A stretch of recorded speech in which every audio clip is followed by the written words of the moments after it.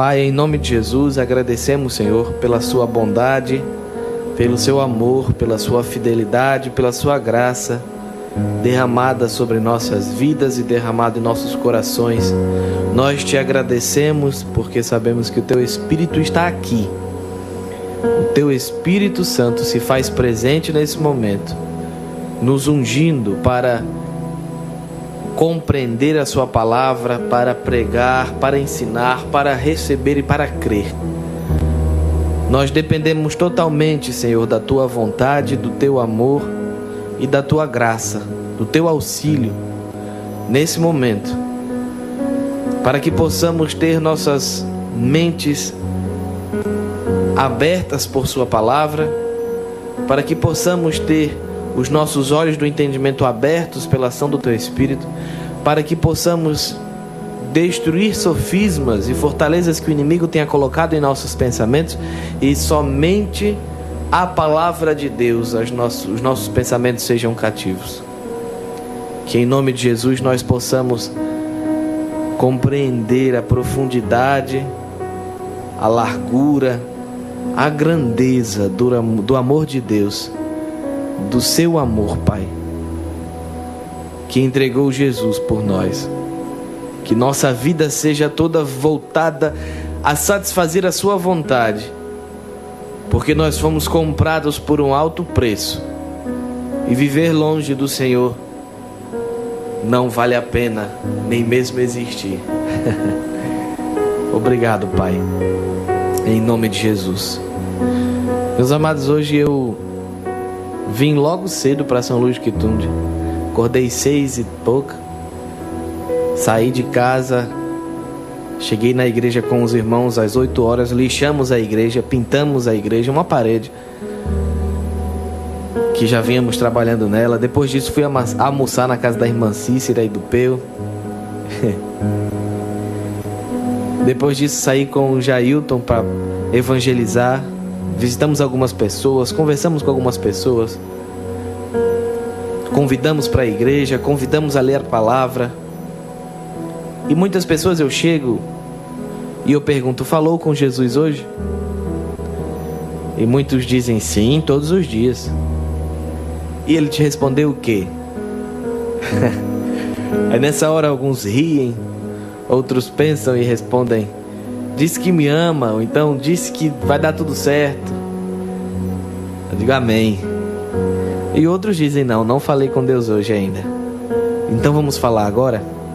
Vamos ler um versículo, vamos aprender mais a respeito de Jesus. E oramos e agradecemos a Deus. E o nosso objetivo enquanto seres humanos aqui nessa terra é fazer isso, meus amados. É fazer com que as pessoas lembrem de que há um Deus, de que Ele é real e que Ele quer ter comunhão conosco. 2 Coríntios, no capítulo 5, verso 18, diz que Deus, através de nós, roga para que todos se reconciliem com Deus. Na mesma passagem diz que nós somos como embaixadores de Cristo e rogamos. Na verdade, o próprio Deus, através de nós, roga para que cada um se reconcilie, porque Deus não imputou à humanidade os seus pecados. Nós podemos viver em paz com Deus, e melhor dizendo, devemos viver em paz com Deus, aproveitando cada oportunidade para falar de Jesus, aproveitando cada oportunidade para ensinar o que a palavra diz, aproveitando cada oportunidade para revelar Jesus aos povos. Se você não tem certeza de qual é o seu chamado, digo aos que já estão na igreja servindo e estão já há algum tempo andando na palavra, e se você não tem certeza de qual é o seu chamado, se você não tem certeza de qual é o seu propósito de existir, um deles é este: eu não posso dizer qual é o seu chamado, só Deus vai dizer qual é. Deus chamou alguns para serem os dons ministeriais, profetas, pastores, apóstolos, evangelistas, mestres da palavra. Deus chamou alguns para os ministérios de socorros, aqueles que cantam, aqueles que servem na igreja. os que possuem o ministério da contribuição, aqueles que ensinam. Deus chamou cada um para fazer alguma coisa no seu reino. Todos nós somos membros do corpo. Nem todos somos mãos, nem todos somos pé, nem todos somos o baço, nem todos somos o fígado. Mas cada um de nós é uma parte do corpo, e não é porque eu não sou o pé que eu não vou dizer: se eu não sou o pé, não quero estar no corpo. Impossível. Se você é parte do corpo de Cristo, se você nasceu de novo e se você tem o Espírito Santo habitando dentro de você, você é automaticamente parte da igreja e corpo de Cristo. Ainda que você não esteja congregando em lugar algum, você é membro do corpo de Cristo. Porém, está distante do corpo. E um galho, quando é tirado de uma árvore, você pode ver que ele fica com a aparência de vivo ainda por um bom tempo. Mas logo ele, não recebendo a seiva que vem da árvore, ele começa a murchar. Não permita que isso aconteça com você. Se o seu propósito não foi encontrado ainda, é porque você está longe da árvore, longe do corpo. Jesus é a videira, nós somos os ramos. A seiva corre pela videira e alcança os ramos, e os ramos dão uvas, dão frutos. O trabalho de Jesus é feito hoje aqui na terra através de nós, que somos as suas mãos e os seus pés. Ele é o cabeça da igreja, nós somos o corpo. Então, meu querido e minha querida, se você não descobriu ainda qual é o seu chamado, comece fazendo isso que Jesus deixou. Ide ao todo o mundo e fazei discípulos de todas as nações. Esse é o seu primeiro chamado. Perdão, esse é o seu segundo chamado. O seu primeiro chamado é ter comunhão com Deus. Conversar com Ele, falar com Ele, ouvir o que Ele tem a dizer. Ter uma vida sobrenatural com Deus, através do Espírito Santo, que em nós habita. E o seu segundo chamado, que todo cristão tem, é o ministério da reconciliação. É anunciar Cristo aos povos. É fazer discípulos de todas as nações. É rogar para que as pessoas voltem a ter paz com Deus. Tanto os que nunca nasceram de novo, quanto os que estão afastados. Num conselho que o apóstolo Paulo dá para Timóteo, ele diz: cumpra o teu chamado. Mas também diz: faça a obra de um evangelista. Precisamos fazer a obra de um evangelista. Mas não é a respeito disso que vamos falar hoje. Se você tem ouvidos, ouviu o que o Espírito tem a dizer à igreja. Mas o nosso programa é sobre fé. O programa se chama Vivendo na Fé. E precisamos de fato fazer isso, porque o justo foi chamado a viver pela fé. Nós precisamos viver em todos os momentos de nossas vidas crendo no que Jesus disse, crendo no que Deus falou através de seus profetas e seus apóstolos, homens que foram inspirados pelo Espírito e escreveram a Bíblia. A Bíblia é escrita num período de 1.200 anos. 1.200 anos. 1.300 anos. A gente não sabe exatamente qual foi a época que Moisés escreveu o livro de Jó. Alguns que dizem que foi no ano 1300 a.C., mas há alguns que digam que foi no ano 1100, 1150 a.C. Nós não temos a data exata. O primeiro livro a ser escrito foi o livro de Jó. Escrito, compilado num texto, né? Depois disso, Moisés recebeu a lei de Deus e passou 40 dias com o Senhor no Monte Sinai e escreveu as leis. E ele próprio, Moisés, recebeu de Deus a inspiração para escrever o início da humanidade. a história que nós lemos em Gênesis, desde Adão até José do Egito, escrito por Moisés também. Mas aí não acabou aí. Depois que Moisés deixou os seus 5 livros, de Gênesis a Deuteronômio, outras pessoas começaram a escrever. Houve o período dos juízes e algumas pessoas escreveram o livro dos juízes. Foram colocando depois as partes e fizeram um livro só. O profeta Samuel pôde escrever a vida de alguns destes juízes e também a respeito de Josué.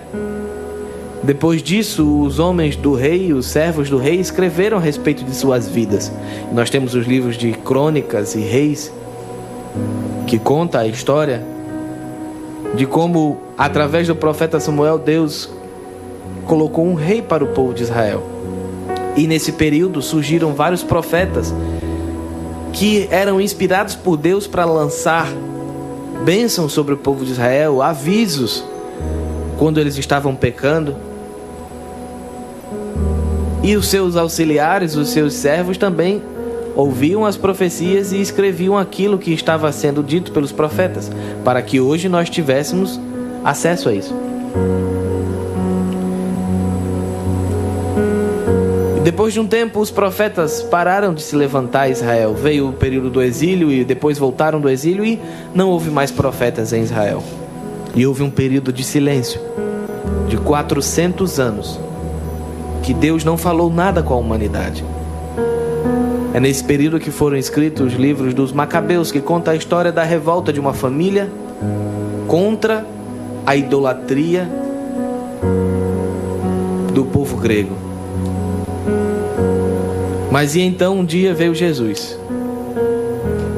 Um anjo apareceu a uma mulher e disse a ela: você vai engravidar. Perdão, apareceu a um homem, né? O anjo apareceu ao homem, Zacarias, e disse: sua esposa vai engravidar e o seu filho vai ser um profeta, aquele de quem a palavra diz que antecede o Messias.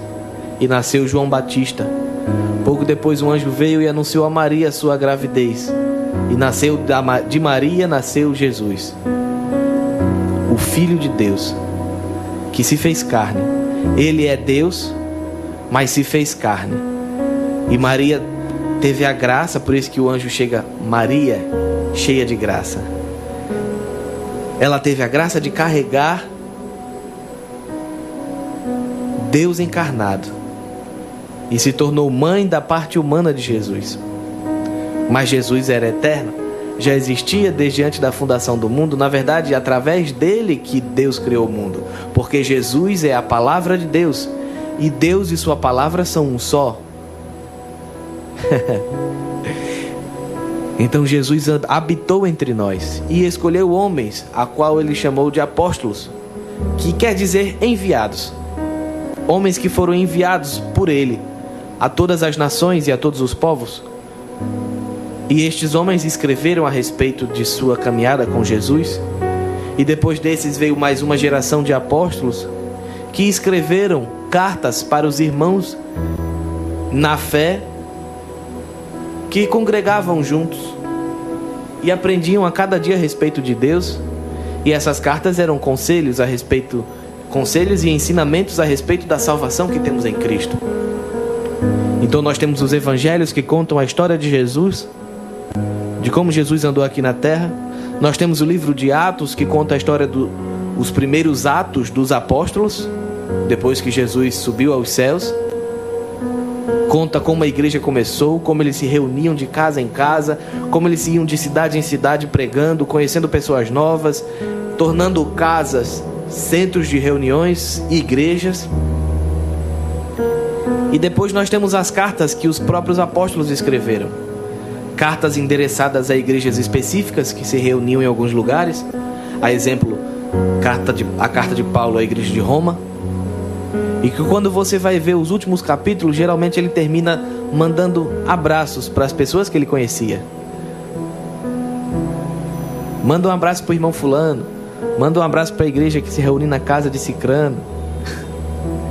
Pessoas que eram como nós, que tinham suas vidas, que trabalhavam, que estudavam, e que um dia receberam uma visita de um homem de Deus e creram naquilo que aquele homem de Deus falou. Creram na mensagem de que Jesus veio para salvar a humanidade. Naquele momento, tornaram-se igreja. Logo depois, nós temos outras cartas que outros apóstolos enviaram, às vezes para igrejas de uma forma geral, e às vezes para uma igreja específica, ou até mesmo para uma pessoa específica, que é o exemplo da terceira carta de João. E por fim, a Bíblia encerra com a carta da revelação de João, o Apocalipse. Apocalipse quer dizer revelação, em que foi dito a ele, pelo próprio Senhor Jesus, que ele deveria escrever uma mensagem para 7 igrejas específicas que estavam na província da Ásia Menor. E depois foi dito a ele: escreva tudo o que vai te ser mostrado, o que era, o que é e o que há de acontecer. E ele teve um vislumbre do que vai acontecer no julgamento da terra, quando chegar o tempo certo, em que toda a terra passará por um julgamento, e aqueles que não possuem Cristo também passarão. E por fim ele vê um grande trono branco, em que Deus se assenta, e neste serão julgadas todas as obras de todos os seres humanos. E depois haverá um novo céu e uma nova terra, e haverá uma cidade de ouro pairando sobre os ares, que será a habitação da Igreja de Jesus. Estes livros foram inspirados por homens que receberam uma instrução divina e que, com o passar do tempo, foram juntados num só corpo, num só livro. É o que nós temos hoje como Bíblia. Muitas pessoas discutem a respeito. Eu estou falando isso porque a nossa fé vem por ouvir a palavra de Deus. A fé que nós temos, ela é construída com base na palavra. E hoje nós reconhecemos que esse livro, que chamamos de Bíblia Sagrada, é a palavra de Deus escrita. E muitas pessoas já chegaram para mim dizendo que não creem que a Bíblia é a palavra de Deus, porque é um livro que tem uma construção histórica, como eu pude fazer agora um resumo. Tem uma construção, então esses livros foram escolhidos para estar na Bíblia. Eles não estão aqui por acaso. Na verdade, a nossa Bíblia, ela já era utilizada pela igreja no século IV depois de Cristo. Por volta de 200 anos depois que Jesus morreu, a Bíblia já era usada no mesmo jeito que a gente tem hoje. Só que existiam outros livros que circulavam. E existem outras igrejas que muitas vezes nós não ouvimos falar, que é o exemplo da igreja da Etiópia, que é mais antiga de todas, que tem mais livros do que a nossa. E existem vários outros escritos a respeito de Jesus, a respeito dos apóstolos, que são chamados livros apócrifos. E muitas pessoas reclamam: por que esses livros não estão na Bíblia? E eu digo a elas: meu querido, você não se deu o trabalho de ler os que estão na Bíblia? Por que você quer ler mais? Sabe, muita gente se pergunta: e estes livros apócrifos, o que foi deles? Eu já pude ler alguns, já tive a oportunidade de ler alguns dos livros apócrifos, e alguns deles ou não acrescentavam nada àquilo que já estava escrito, ou eram de tal forma absurdos que você via que não era verdade. Outros eram livros que pessoas escreveram e assinaram como se fosse um dos apóstolos. Então você já vê que tem alguma fraude aí.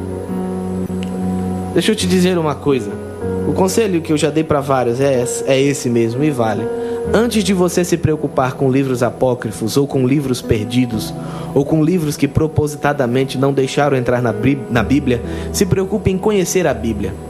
Quando você concluir a leitura do Novo Testamento e do Velho Testamento, se preocupe em buscar conhecimento em outros lugares. Mas enquanto você não concluir a leitura daquilo que você já tem na sua mão, não fique se questionando por coisas grandiosas demais.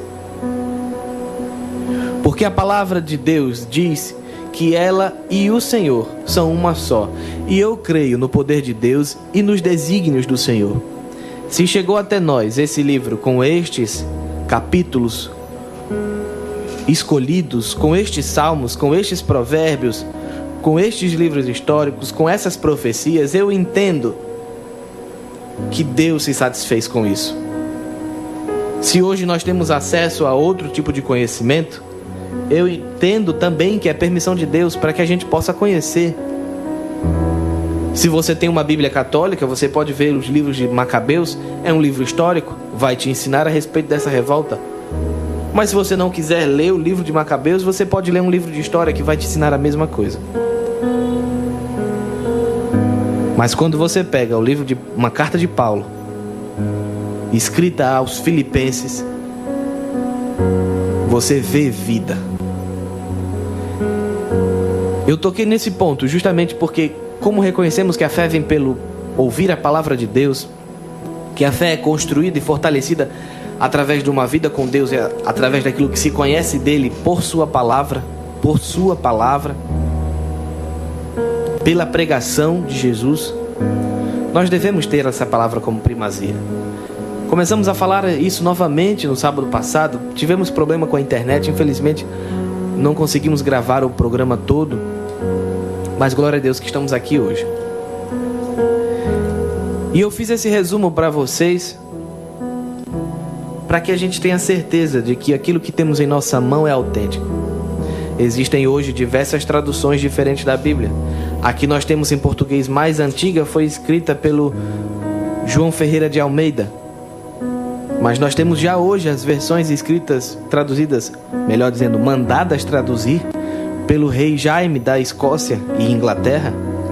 Nós temos hoje a Bíblia Viva, uma tradução que traz uma linguagem mais simples de entender.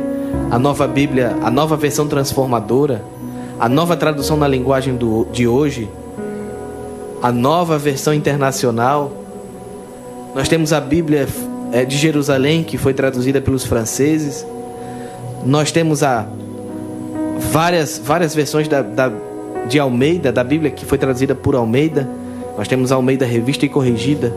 Nós temos a Almeida Revista e Atualizada. Nós temos a Nova Almeida Atualizada. Nós temos a Almeida Corrigida Fiel. Por que eu estou falando isso para vocês? Nós temos vários estudiosos hoje dedicados a conhecer a palavra de Deus. E sabe o que foi encontrado 50 anos atrás no deserto? 70 anos atrás. Foi encontrado no deserto da Jordânia uma caverna cheia de livros da Bíblia, mostrando que a palavra que nós temos hoje, que nós seguramos hoje, que nós lemos hoje, é a mesma de 2000 anos atrás. Durante muitos anos, pessoas tinham o poder da palavra em suas mãos, e a Bíblia não era traduzida para qualquer língua. A Bíblia só era lida em latim. E só os copistas da igreja podiam fazer cópias da igreja, da Bíblia, copiar o texto bíblico de um canto para outro. E nenhuma passagem foi alterada nesses 2000 anos. Você não crê que isso é o poder de Deus velando pela sua palavra? Você consegue crer que isso é o poder de Deus velando para que sua palavra não se corrompa? Porque a palavra de Deus é verdadeira e fiel, e por isso nós pautamos a nossa vida por ela. Porque quando nós fazemos prova dela, quando nós colocamos ela em prática em nossas vidas, nós vemos ela acontecer. Uma das coisas que fez a minha esposa, Angélica, deixar de ser ateia, e outro dia ela vai dar o testemunho dela. Eu sempre fico dando o testemunho dela porque é bom de se ouvir. Ela chegou para Deus um dia e disse: acho que eu já falei isso aqui, mas vou repetir porque pregador conta história repetida. Amém? Vocês estão comigo? Ela disse: muito bem, Deus, se você é real, eu vou praticar essa palavra. Vou aprender e vou praticar a sua palavra. Mas se ela falhar em um único ponto, eu vou dizer isso para todo mundo. Bom, já faz mais de 15 anos que ela está na igreja. E já fazem mais de 15 anos que a palavra vem se tornando cada vez, se provando real na vida dela. E como eu disse outra vez, existem muitos de nós que não podemos mais duvidar da eficácia da palavra. Hebreus 4,12 diz que a palavra é viva e eficaz. Ela é eficaz, isso quer dizer que ela funciona. A palavra de Deus não é um livro, atente para isso, meu amado. A palavra de Deus não é um livro que a gente vai ler para obter conforto. A palavra de Deus não é um livro que a gente vai abrir um salmo para ter um consolo para a alma. A palavra de Deus não é apenas um livro que no momento que estivermos angustiados nós vamos ler e vamos ter um consolo para os nossos sentimentos. A palavra de Deus, ela é viva e ela funciona em nossas vidas. E ela é a nossa fonte de fé e é o nosso principal manual de vida. A palavra de Deus, ela não deve estar aberta no Salmo 91 na sala de nossas casas. A palavra de Deus, ela tem que estar na nossa boca e em nosso coração. Não devemos nunca ela se apartar de nós, porque quando nós vivemos de acordo com a palavra de Deus, nós teremos sucesso em todos os momentos de nossa vida. E é isso que Deus falou para Josué. Se essa palavra não se apartar de nossa boca, se nós meditarmos na lei, no livro da lei, de dia e de noite, e fazer exatamente aquilo que está nele, a palavra vai cumprir a sua parte de ser eficaz e operosa em nossas vidas. Amém. É isso mesmo. Precisamos estar mais atentos àquilo que temos dado ouvido. Porque muitas vezes nós não conseguimos ler um livro da Bíblia, um capítulo, mas conseguimos passar horas no Instagram vendo fofoca e a vida alheia. Está amarrado isso. Está amarrado, em nome de Jesus. E muitas vezes nós andamos tristes e cabisbaixos, perguntando: Deus, Deus, Deus, cadê a resposta? Cadê o escape? Cadê o socorro? Mas não fazemos a nossa parte de procurar a palavra para receber instrução. Sabe, um homem chamado pai da fé, o irmão Kenneth Hagin, o fundador da Rema, ele disse que durante muitos anos de sua vida ele passou a tarde inteira, às vezes dias inteiros, trancado na igreja, lendo a palavra e declarando ela sobre a própria vida. E ele disse que em momentos em que estava necessitado de cura, ele sentava, pegava a sua Bíblia e folheava todos os versículos que ele tinha marcado na Bíblia a respeito de cura. Levava por volta de 2 horas e depois ele orava. Ele orava, ele declarava cura sobre a própria vida, mas depois de passar muito tempo se enchendo da palavra, se enchendo de fé. E eu quero ler com você aquilo que está escrito em Efésios, no capítulo 1. Quero que você abra a sua Bíblia comigo.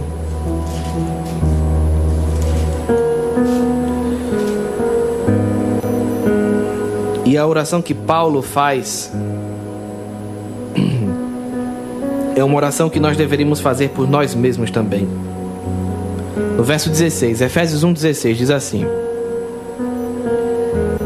Não cesso de dar graças a Deus por vocês, lembrando-me de vós nas minhas orações, para que o Deus do nosso Senhor Jesus Cristo, Pai da Glória, vos dê em seu conhecimento o espírito de sabedoria e de revelação, tendo iluminados os olhos do vosso entendimento, para que saibais qual seja a esperança de sua vocação e quais as riquezas da glória da sua herança nos santos, e qual a sobreexcelente grandeza do seu poder sobre nós, os que cremos, segundo a operação da força do seu poder, que manifestou em Cristo, ressuscitando dentre os mortos, pondo à sua direita nos céus, acima de todo o principado, poder, domínio, potestade, todo nome que se nomeia, não só neste século, mas também no vindouro. Eu quero dar ênfase àquilo que está logo no início, que Paulo ora para que Deus nos dê espírito de sabedoria e de revelação, para que os nossos olhos do entendimento sejam iluminados, para que a gente saiba qual é a esperança de nossa vocação, qual é a riqueza da glória que recebemos e qual é a sua herança nos santos. A nossa parte na herança que Cristo já deixou para nós. Nós não vamos entender absolutamente nada da palavra de Deus se não nos for dado por revelação. E a revelação da palavra vem por meio do Espírito Santo. Por isso é importante, quando formos ler a palavra, escolhermos uma Bíblia que tenha uma tradução, uma linguagem que seja fácil de entender, mas principalmente pedir a ajuda do Espírito Santo. E se não entendermos uma parte, perguntarmos a Ele: Espírito Santo, o que isso quer dizer? E eu afirmo a você que Ele vai te revelar. Eu afirmo com toda certeza de que Ele é o autor e Ele vai te ensinar o que quer dizer aquele versículo. E muitas vezes o irmão Reagan passava horas na igreja lendo esse versículo e declarando sobre a vida dele próprio. E nós precisamos fazer isso. Precisamos declarar a palavra de Deus sobre nossas vidas. Se lemos alguma coisa na Bíblia que diz: nele ou em Cristo, vocês estão arraigados nele, ou alguma coisa que diga a respeito que nós temos em Jesus, nós devemos falar isso sobre nossas vidas. Assim como Deus falou para que houvesse luz e houve luz, nós precisamos falar: eu tenho sabedoria, eu tenho entendimento. A gente tem que dizer: eu vou ler a Bíblia e vou entender. Tudo na nossa vida a gente vai receber conforme nós declararmos. Jesus andou à luz da sua confissão. Jesus fazia aquilo que ele dizia que ele ia fazer. É uma pena porque a igreja durante muitos anos esqueceu que a fé, uma das formas de você manifestar a sua fé é através daquilo que você fala. Então, até muito pouco tempo atrás, a igreja não sabia que a fé era manifestada pelas declarações de nossa boca. Porque a nossa declaração, aquilo que a gente fala, constrói uma estrada por onde a fé vai passar. E é por isso que é importante a oração ser feita em voz alta. Oração não é em pensamento, é com a boca aberta, falando. Se você está no meio da rua, não pode falar alto, fala baixinho. Mas quando você está em casa sozinho, abre a boca, fala alto aquilo que você quer que aconteça. Porque na nossa vida a gente nunca vai além daquilo que a gente falar. Sabia disso? Conheço pessoas que fazem faculdade e dizem: acho que não vou concluir. E não concluem. Acho que não vou conseguir terminar. E não terminam. Você nunca vai além daquilo que você disser com sua boca. Você nunca vai desfrutar as riquezas da graça de Deus se você não declarar elas. Você vai descobrir, conforme for fazendo, experimentando, que a sua confissão do que Deus é, do que Ele fez por você e do que você é nele, sempre vai vir após a revelação que o próprio Jesus faz de si mesmo através da Bíblia. A própria salvação, o próprio ato de ser salvo, vem depois de uma declaração. Romanos 10. Se você confessar com sua boca que Jesus é o Senhor, será salvo. O mesmo é verdade a respeito do dom do Espírito Santo, do batismo do Espírito Santo. Você só vai receber o dom de línguas estranhas se você disser: primeiro, eu recebo em nome de Jesus. A cura vem depois que nós falamos o que está escrito na palavra: verdadeiramente por suas pisaduras eu fui sarado. Algumas pessoas vão precisar, em alguns momentos em que a vida parece atribulada, elas vão fazer aquilo que a palavra diz e se apegar com firmeza à confissão, mantendo-se falando a mesma coisa, concordando com a palavra de Deus. Por mais que seu corpo não pareça curado, você vai ter que se apegar à palavra e dizer: eu sou curado. E com o tempo, meu amado e minha amada, você vai descobrir que há um perigo em fazer uma confissão dupla. Em um momento você está cheio de fogo, cheio de alegria, cheio de fé e diz aquilo que a palavra diz. Mas no momento seguinte as circunstâncias parecem contrárias e você cai no erro de dizer: talvez Deus não tenha me curado. Nesse momento você perde tudo aquilo que você ganhou na confissão. Você tem que entender que aquilo que você vai falar com sua boca vai desafiar o mundo e as circunstâncias. Você precisa entender que quando você ousar declarar aquilo que a palavra diz a seu respeito, os seus vizinhos e os seus parentes vão dizer que você está louco, ou vão dizer que você é soberbo.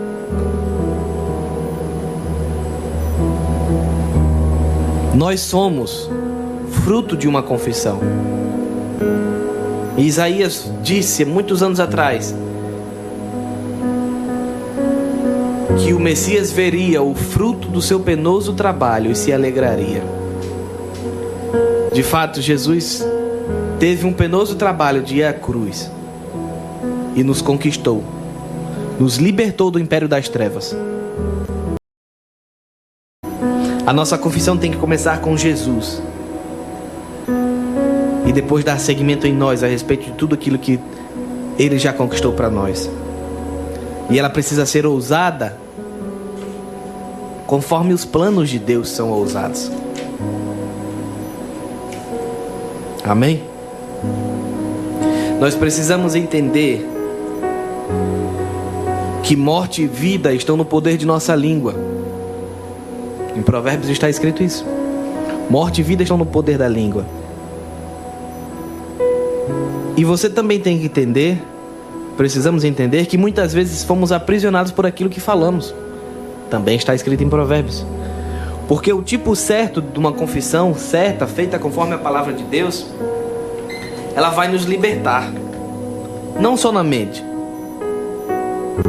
Não é o pensamento apenas, como nós já falamos a respeito de transformar a mente. Mas aquilo que sai de nossa boca revela aquilo que está dentro de nós. Então precisamos mudar nossa palavra, aquilo que falamos. Precisamos mudar o teor de nossas conversas, porque muitas vezes elas vão gerar força ou fraqueza em nossos seres. Nós precisamos mudar até mesmo aquilo que assistimos. Essa semana, por exemplo, eu e a Angélica estávamos assistindo uma série policial. Muito boa. Interessante de assistir, ver os policiais investigando os crimes, descobrindo coisas. Mas havia muitas vezes algumas cenas meio fortes, pesadas. E a Angélica disse, não quero mais assistir, porque está gerando algo que não é bom dentro de mim. Eu disse, amém. É verdade. Não vamos mais assistir. E não assistimos mais porque gera um fruto que não traz um bom resultado. E se você começa a se alimentar de algo, daqui a pouco você vai estar falando sobre esse algo. Então atente. Aqui você tem dado ouvidos. Nós precisamos entender que as nossas palavras são o que transformam a nossa fé em realidade. Elas podem nos libertar ou nos prender. E também pode atuar na vida dos outros. Quantas mães amaldiçoam seus filhos? Quantas mães lançam maldição sobre a vida de seus filhos? Não convém que seja assim, meus queridos. Porque o que vai sair de nossa boca é aquilo que vai dominar a nossa vida e o nosso ser. Inconscientemente, a gente acaba falando aquilo que está dentro de nós. A boca fala aquilo que o coração está cheio. Se nós falamos sempre de doença, é porque acreditamos em doença. Se nós falamos sempre de morte, é porque acreditamos em morte. Se falamos sempre de uma fraqueza e fracasso, é porque nós estamos crendo na fraqueza e no fracasso. Se falamos sempre de perigos e assaltos, é porque nós estamos crendo nisso. Mas quando nós falamos em livramento, em saúde, em vitória em Deus, é porque nós estamos crendo nisso. E curiosamente, na nossa caminhada, nós vemos várias pessoas tendo sempre fé na coisa errada. Pessoas que creem nas doenças, que creem em Covid, pessoas que creem em úlceras, pessoas que creem em todos os tipos abomináveis de doença. Atente, eu não estou dizendo que essas coisas não são reais, elas são reais, elas atormentam o mundo. Mas nós não precisamos colocar os nossos olhos nelas. Porque existe um ator famoso que disse, se eu pegar Covid eu morro.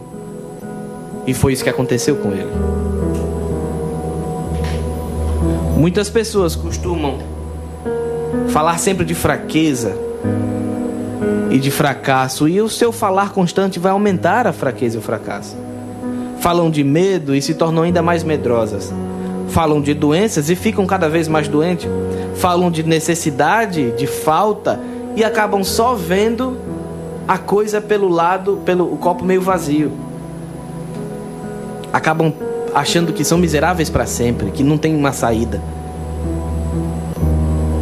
Meus queridos, quando nós entendermos que nós nunca vamos além daquilo que sai de nossa boca, nós chegaremos ao ponto em que Deus vai poder nos usar. Porque se nós entendermos fielmente que morte e vida estão no poder de nossa língua e que devemos falar apenas aquilo que a palavra de Deus diz, é nesse momento que Deus vai poder nos usar como profetas. Não como um profeta ou profeta, mas utilizar da profecia em nossas vidas. Sabe, a palavra profecia quer dizer falar com a boca, professar, profetizar. Eu profetizo isso. E quer ver uma pessoa que entende isso, que entendeu isso? Balaão. Muitos criticam o profeta Balaão, né? Porque ele recebeu dinheiro para falar maldições contra o povo de Israel. Mas quando ele abria a sua boca, ele só abençoava o povo de Israel, porque ele dizia: não tem como eu amaldiçoar a quem Deus abençoou. Nós temos que falar o que Deus quer e não o que o diabo quer. Essa é a verdade. O diabo quer que a gente fale aquilo que ele quer ver nas nossas vidas, mas o Senhor quer que a gente fale aquilo que Ele já falou a nosso respeito. Precisamos entender que quando declaramos a palavra de Deus, quando nós declaramos com ênfase: por suas chagas eu fui curado, ou o meu Deus vai suprir as minhas necessidades, e nos apegamos à nossa confissão, é aí que nós vamos ver o livramento. É aí que nós vamos ver a operação da palavra da fé. As nossas palavras vão poder gerar fé ou dúvida em nós e nas pessoas. Apocalipse 12:11 diz que eles, os escolhidos, venceram o inimigo pelo sangue do Cordeiro e pela palavra do testemunho que deram. Eles, os escolhidos, nós, os escolhidos, vencemos o inimigo pela fé, através da palavra de Deus e através do seu testemunho. Nós podemos derrotar o diabo através de nossas palavras.